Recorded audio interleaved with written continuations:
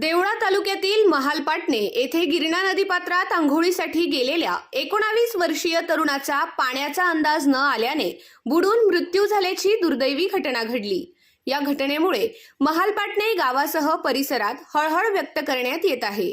Deola police ठाण्यात या प्रकरणी अकस्मात मृत्यूची नोंद करण्यात आली आहे। पोलिसांकडून मिळालेल्या माहितीनुसार चनकापूर धरणातून गिरणा नदीपात्रात पाण्याचे आवर्तन सोडण्यात आले होते। दरम्यान कल्पेश रवींद्र भंडोरे वय 19 वर्ष राहणार महालपाटणे हा नदीपात्रात अंघोळीसाठी गेला असता पाण्याचा अंदाज न आल्याने तो खोल पाण्यात बुडाला। घटनेची माहिती गावात पसरताच ग्रामस्थांनी नदीकाठाकडे धाव घेतली।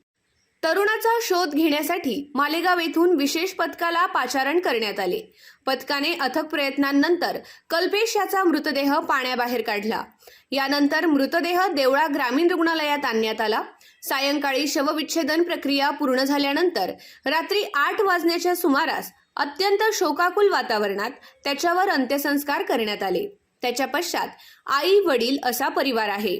या प्रकरणाचा पुढील तपास पोलीस निरीक्षक सार्थक नेहते यांच्या मार्गदर्शनाखाली पोलीस उपनिरीक्षक विनय देवरे करीत आहेत।